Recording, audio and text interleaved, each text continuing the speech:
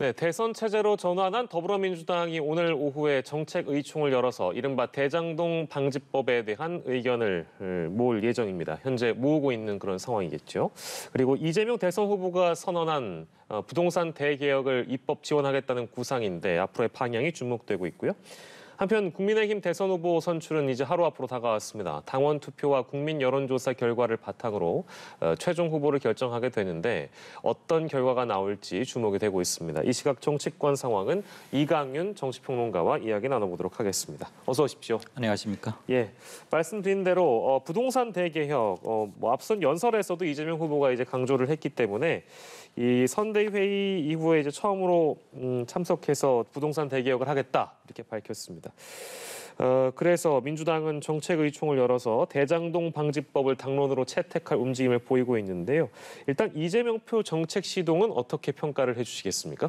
네, 부동산 대개혁 이 6글자에 아주 많은 게 집약돼 있고 잘 된 제목 뽑기 네이밍 같습니다. 예. 다들 아시다시피 현 정부 최대 정책적 약점 또는 아픈 곳, 실패한 곳을 고르라고 하면 두말할 필요 없이 부동산 가격 폭등일 겁니다. 그게 가져오는 여러 가지 부작용과 그 파급 효과는 굳이 제가 말씀드리지 않아도 너무 잘 알고 계실 터이고요. 이건 단순한 경제 문제가 아니고 곧바로 인화성 강한 정치 문제인데 역시 이 부동산 문제가 내년 대선에서도 최대의 이슈이자 뇌관이 될 건 거의 확실합니다. 또한 대장동 의혹 또는 대장동 사태라고 우리가 뭉뚱그려서 얘기하는 것 속에는 이 부동산 문제도 매우 큰 포션을 차지하고 있습니다. 몇몇 사람이 화천대유 등등해서 몇 천억이 가져간 것 이것도 대단히 큰 문제지만 어떻게 해서 이런 게 나올 수밖에 없었는지 물론 검찰 수사가 진행되고는 있고 이 부분에 대해서 이재명 후보가 여러 차례 해명을 해서 상당 부분 설명이 돼 있음에도 불구하고 아직도 많은 국민들께서는 화를 내고 있고 의혹을 거두지 않고 있는 것도 일정 부분 사실입니다. 그런 점에서는 이재명 후보에게는 내년 대선을 치르는 데 있어서 가장 중요하고도 가장 첫 번째 문제는 부동산 관련일 수밖에 없습니다. 누구도 피해갈 수 없는 문제이자 대장동에 관련해서는 자신도 일부분 본인은 극구 부인하고 있습니다만 일부분 어쨌거나 연관돼 있는 듯하기 때문에 거기에서 지금 멈칫멈칫거리면서 지지율이 확 뚫고 올라가지 못하고 있는 이유 중에 하나이기도 하고요. 우선은 초과 이익 환수제. 이번 대장동 건에서 사람들이 제일 많이 화를 내고 있는 부분이기도 하죠. 도대체 어떻게 됐길래 물론 부동산 가격이 공교롭게도 2015년에 시작된 대장동 개발이 2018년, 19년에 들어와서 어마어마하게 부동산 가격 상승 때문에 민간인들에게 돌아가는 몫이 어마어마하게 커졌고 얼마를 투자했는데 얼마를 벌었다. 사실 이거는 좀 비교를 뭘로 하느냐에 따라 다르긴 합니다만 그 문제는 조금 젖혀두기로 하더라도 자 그럼 이렇게 많이들 가져가도 되느냐 그 돈은 궁극적으로 어디에서 나온 것일까 그 땅을 팔았던 원주민들 그다음에 대장동에 분양된 아파트의 값을 지불하고 입주한 사람들에게서 나온 것 아니겠습니까? 그렇다면 얼마를 민간이 가져가게 하는 게 맞는가? 그리고 개발해서 얻은 이익의 얼마쯤을 거둬들이는 게 맞는가에 대해서는 아주 정교한 논의와 이거야말로 국민 정서를 다분히 고려하지 않을 수가 없는 것이고 근데 현행법으로는 그것을 많이 회수하기가 쉽지 않은 구조로 돼 있죠. 그래서 이재명 후보는 선거 정책이기도 하고 자신의 대장동 관련 문제를 속 시원히 풀 수 있는 법적, 제도적 장치이기도 하기 때문에 초과 이익 환수제를 당론 입법으로 민주당이 당론으로 총의를 모아서 정하고 지금 민주당은 절대 다수 의석을 확보하고 있기 때문에 의지가 있으면 할 수 있는 것이죠. 물론 야당과의 협상은 기본적으로 필요는 합니다만 꼭 필요한 경우에는 단독 처리 또는 밀어붙이기도 불가능한 건 아니기 때문에 이것은 여러 가지 목적을 가지고 있는 카드다. 그래서 당론 입법을 요청했고 당에서도 이것은 기꺼이 그렇게 할 용의가 있다라고 1차적으로는 기본적인 인식에서 차이가 없음을 바로 밝혔어요.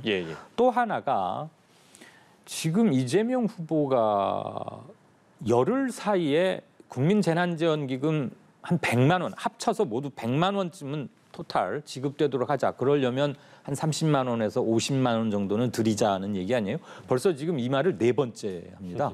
후보 확정되고 한 하루 이틀 쉬고 나서 선대위 가동하고 정책 행보를 시작한 지 한 나흘째인데 4번이나 말했다는 것은 자신은 물러설 수 없다는 것이고 지금 국회에 솔직히 말하면 민주당 내에 이재명 개파라는 건 거의 없잖아요. 뭐 정성호 의원, 조정식 의원 등등등 경기도의 지역구를 둔 몇몇 의원이 가깝게 일을 하고는 있습니다만 이른바 뭐 친노, 친문, 뭐 무슨 파 이런 건 없는데 그래서 이재명의 정책을 국회 차원에서 강력하게 뒷받침할 확실한 세력이 없기는 해요.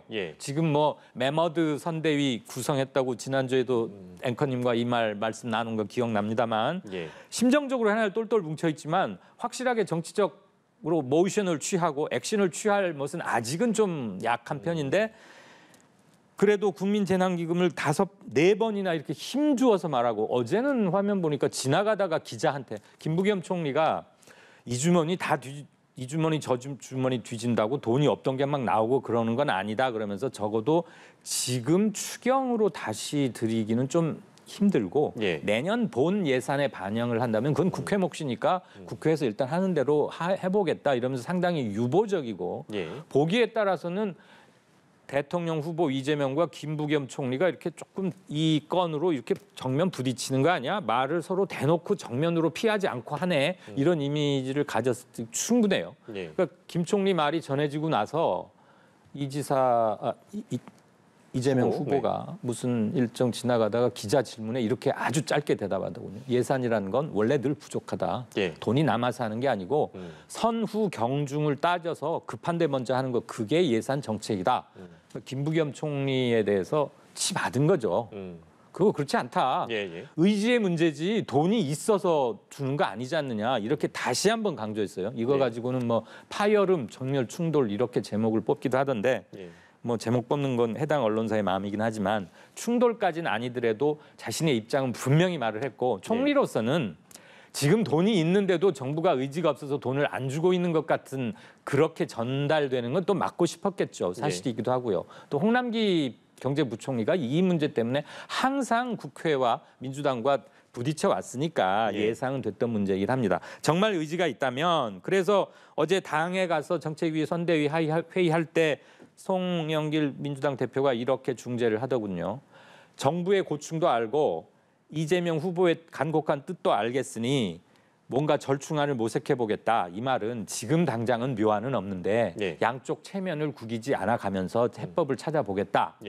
내년 예산안 아직 국회 시정연설은 하고 국회에 제출은 돼 있지만 최종 세수 조정 같은 건 돼 있죠. 거기에다가 반영을 하거나 아니면 그것도 안 된다면 내년 추경 예산으로 해놓는 방법도 있겠죠. 그렇게라도 대통령 후보 이재명의 강력한 발언을 최대한 존중은 하겠다는 건데 이 두 가지에서 보듯이 이재명 후보는 지금 이제 몇 시간 뒤 내일이면 국민의힘 후보가 결정되고 그러면 대선 판 자체가 완전히 레벨업되고 분위기가 달라지겠지만 그때까지 최대한 정책 행보를 통해서 먼저 선출된 자의 선점 효과, 의제 선점, 지위 선점 이런 것들을 극대화하려고 있고 공교롭게도 먹고 사는 문제에 집중해 있습니다. 부동산도 일단은 먹고 사는 것의 가장 기본이고요. 이따가 얘기 나올 것 같습니다만은 증권 거래소 가거나 코인 요즘 젊은이들 사이에 이건 그냥 요즘 젊은 사람들 왜 그래 취직 안 되고 집 사기 힘들다니까 너무 허탈해서 투자 광풍에 빠져 있는 것 아니야 이렇게만은 볼 문제는 아닌 것 같은데요. 어쨌거나 코인이 굉장히 큰 비중을 차지하고 있는 건 사실입니다. 그것에 과세를 두고도 많은 논란이 되고 있고요. 그러니까 그것도 지금 언급을 하는 걸 보면 이재명 후보의 문점은 뚜렷합니다.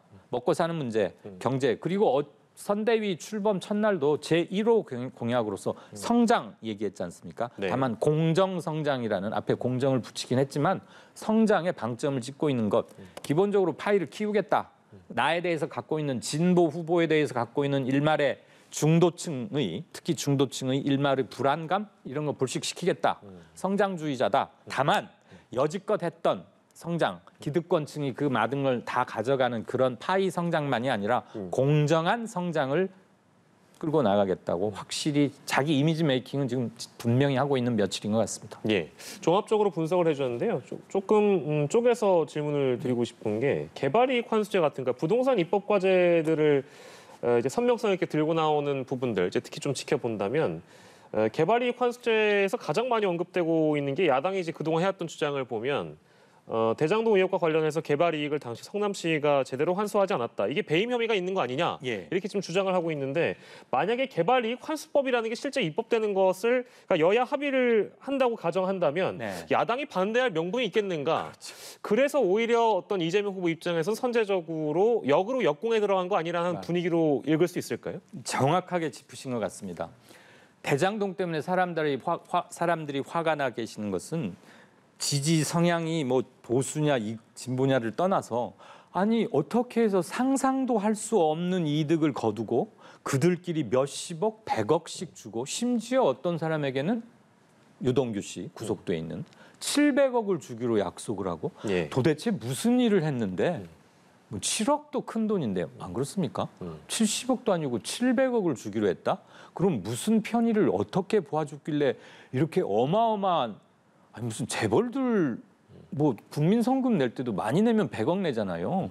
삼성그룹이 어마어마한 태풍이 한반도를 휩쓸고 가서 수재 의원금 낼 때 보면 그룹 전체로 50억, 100억 냅니다. 예. 근데 개인들이 그 조그만 성남의 대장동이라는 곳에서 아파트 뭐 5동인가 뭐 5,000세대인가 5동 넘습니다. 죄송합니다. 총 5,900세대던데 예. 몇 개 단지 지었는데 몇 천억을 벌고 몇 백억씩을 감사의 인사로 준다? 뭐냐 이거? 그러니까 이 문제는 이재명만의 문제가 아니고 예. 보수당 후보가 누가 되건 예. 국민의힘에서도 내년 선거에서 당연히 민심을 도닥거릴 수밖에 없는 것이고 예. 그거 법으로 하자는데 누가 반대하겠어요? 반대하면 민심 다 떨려 버리는 거죠. 예. 그거를 취하면서 예. 동시에 그렇게 함으로써 내가 성남시장일 때 그나마 이만큼이라도 지켜냈는데 네. 없는 법에서도 설계를 잘해서 5천억 가량을 성남시가 이렇게 공적으로 확보를 한 거지. 이런 법 그러니까 더 만들자. 그러면 훨씬 많이 이번에 민간들이 가져간 거에 대부분을 상당 부분을 더 공적인 영역에서 지킬 수 있다. 꽃놀이패라고 할 수 있습니다. 꽃놀이패다. 네. 야당이 반대할 명분은 없을 것이다. 반대하면 몰리죠. 네. 코너에 몰릴 가능성이 높다라고 예. 분석을 해주셨고 그리고 오늘 일정 보면 개미들의 표심을 잡기 위해서 국내 증권시장의 매력도를 높이기 위한 어떤 방안들을 내놓으려고 하고 있습니다. 그러니까 이제 2030 청년 표심들에 대한 고민 예. 그리고 이재명 선대위 입장에서는 여성 표심도 또 중요하다 이런 분석이 있어 왔는데 이건 이제 2030 표심들을 얻기 위한 일종의 행보로 보이는데요. 어떻게 네. 보세요? 저기 자막에 개미 표심이라고 돼 있네요. 네. 정말 제목이 참 기가 막히네요. 저는 경제 쪽은 잘 몰라요. 일선 기자를 할 때도 경제부에는 그렇게 오래 있어 보진 않았는데 제가 마지막으로 기억했던 게 몇 년 전에 우리나라 주식 총 투자 인구가 1,100만인가 뭐 이렇다고 들었거든요. 근데 그건 굉장히 오래된 통계고요. 최근 3년 새에 신규 계좌 개설 이게 뭐 몇십 프로 늘었다고 해요. 네. 그리고 코로나와도 맞물리고 젊은 층에서 특히 투자 인구가 늘어났고 또 하나 예.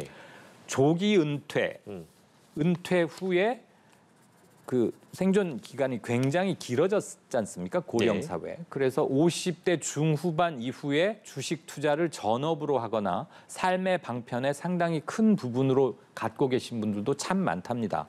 그래서 저기 개미 표심이라고 되어 있는데 딱 맞는 표현인 것이 20대부터 60대 후반까지 주식 투자는 이제 전 연령대 있는 생업의 현장이기도 하고 재산 증식 수단이기도 하고 장기적으로 저축의 성격도 갖고 있고 그리고 또 하나 주식 토론방이나 주식 정보를 교유하거나 뭐 포털에 있는 걸 이렇게 검색해 보면 거기에서 굉장히 민감한 뉴스들이 아주 실시간으로 많이 오가고 예. 흔히 말하는 뭐 지라시 그런 용어를 쓰면 안 되는지 모르겠습니다만 정보지. 사설 정보지 네네. 뭐 네. 이런 거 거기에 굉장히 많은 투자 정보 거기에는 여의도 뒷얘기, 경제계, 산업계, 재벌들의 뒷얘기 이런 게 다 있거든요.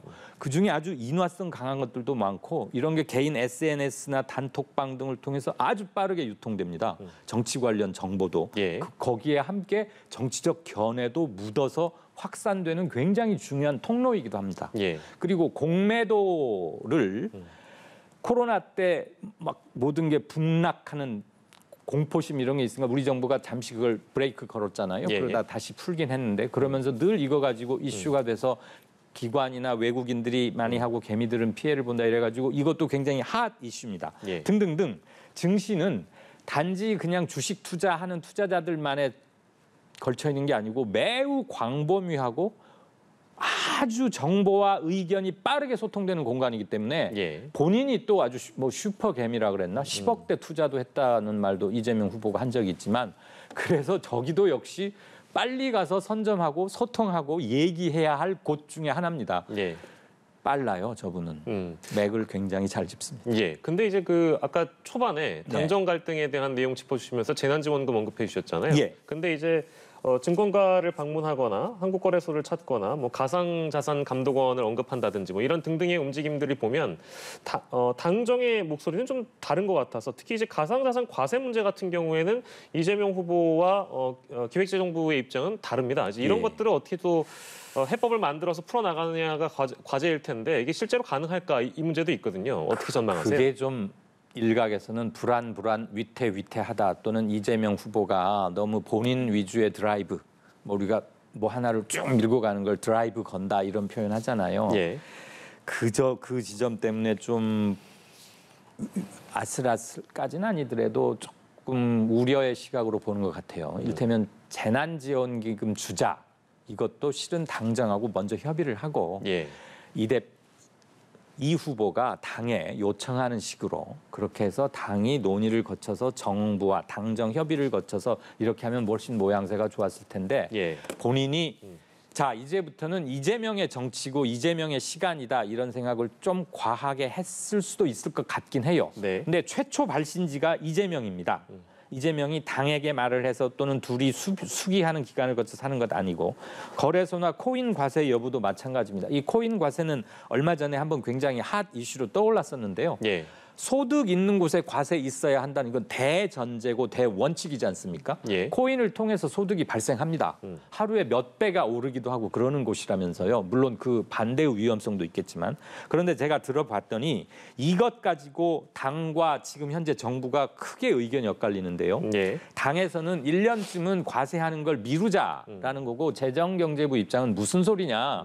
소득이 발생하고 있는데 정리되어야 할 코인들을 싹 정리를 한 다음에 비교적 우량하고 괜찮은 것들만 남겨놓고 그 대신 거래소를 하나 만들어서 예. 거래를 일원화시키면 과세의 근거도 확실히 잡을 수가 있다. 그러니까 더 이상 소득은 있는데 과세하지 못하는 현실을 그건 증시와 바로 대비되는 거니까요. 증시는 한 건 걸 때마다 세금을 매기고 있지 않습니까? 예. 그래서 이걸 빨리 해야겠다는 입장이고 당에서는 내년 선거가 있잖아요. 근데 2030들이 주로 코인 투자의 주류를 이루고 있는데 세금 걷겠다고 하면 이들이 좋아할 리는 없겠죠. 그러니까 당에서는 지금 당장 세금을 매겨서 걷기에는 몇 가지 제도적으로 미비한 점이 있으니 예. 1년 동안 시간 유예를 두고 하자는 것이고 정부에서는 먼저 세금을 걷기 시작하고 차차 보완해 나가자는 걸로 대치하고 있습니다. 예. 근데 이재명 후보가 여기에서 사실 양쪽의 입장 차이를 이재명 후보가 모를 리 없건만은 예. 먼저 가서 코인 거래소 시장처럼 증권거래소처럼 하나로 만들자 이런 예. 얘기하고 예. 세금에 대해서 뭐 명확한 적인 안 했습니다만은 일단 세금 부분은 당하고 입장을 같이 하되 중요한 이슈에 대해서 정부와 혼선이나 마찰 또는 이견이 커지는 것으로 보일 수 있는 행보를 어떻게 볼 것이냐. 예. 대선 후보가 적극적으로 자기 얘기를 자기 브랜드에 이재명식 정책으로 말하는 것에 방점을 찍을 것인가 예. 아니면 기존에 있었던 당과 정의 미합의 부분을 이재명 후보가 다시 한번 말함으로써 그런데 지금은 정치적 위상이 달라졌잖아요. 아주 많이 달라졌잖아요. 예. 여당의 대선 후보입니다. 예. 그의 말 한마디는 다음번 정착이 될 확률도 높거나 예. 다음번 차기 대선의 중요한 이슈로 될 가능성이 매우 높기 때문에 자신의 발언의 파괴력 같은 것을 생각을 하면 예. 조금 일각에서는 조금 속도 조절을 해줬으면 좋겠다는 얘기도 그래서 나오는 것 같습니다. 예. 대선 기간에 다 그렇습니다만 네, 후보 개인의 시간, 이재명의 시간이 이제 또 본격적으로 해버린 상황이기 때문에 이 당정의 갈등을 어떻게 또 풀어내는가, 아무튼 그 해법이 주목되고 있는 그런 상황입니다. 국민의힘 얘기도 저희가 해야 되는데 짧게 요건 좀 짚겠습니다. 네. 서른 위원장 있잖아요. 예. 서른 위원장이 선대위 첫 회의 나와가지고 지금 나와 있는 후보들이 큰 차이가 없다. 이런 얘기를 해서 그러니까 여전히 이재명 후보에 대한 불신을 드러내는 게 아니냐, 이제 이런 지적이 있어 왔고요. 그러니까 소매까지 마셨는데 왜 굳이 하지 말아야 될 얘기를 해서 균열을 내느냐, 이제 이런 비판이 당내 일각에서 있는 모양입니다. 예. 어떻게 보셨어요? 설훈 의원이 어떤 설훈 의원입니까? 그 이낙연 캠프의 좌장이기도 했지만 라이벌 경선 기간 중에 가장 수위 높은 발언도 했고 심지어 대장동 관련해서는 구속 가능성까지 언급했던, 예. 그래서 뭐 대척점에 있는 사람의 상징인데 다 고만고만하다. 현재 나와 있는 후보 또는 후보가 될 것으로 여겨지는 사람들, 이재명 후보 앉혀놓고 그랬어요. 듣는 사람이 당연히 좋지 않았겠죠. 예. 우리 뉘앙스의 고만고만이 무슨 칭찬이거나 이런 건 아니지 않습니까? 솔직히 예. 다들 알고 있는 건데 그만큼 서로 지금 변별력이 없고 큰 차별성도 없으니까 네. 겸손하게 잘 하자라고 해석될 수도 있고요. 이재명 후보 당 후보로 대선 후보로서 지명되고 선출된 건 매우 축하할 일이지만 겸손하게 한 걸음부터 다시 시작하자, 그렇게 촉구하는 것으로 들릴 수도 있고요. 예. 평소에 자신의 결이 그렇게 좋지 못했던 것에 한 자락을 여과 없이 내비친 것으로도 보입니다. 예. 뭐 듣는 이에 따라서는 뒤끝이 장렬했다 이럴 수도 있겠는데요. 예. 어떤 식으로든 해석이 가능한 게 정치인의 말이니까 제가 그 여러 갈래 중에 어느 것 하나를 액센트를 찍을 수는 없겠습니다만 예.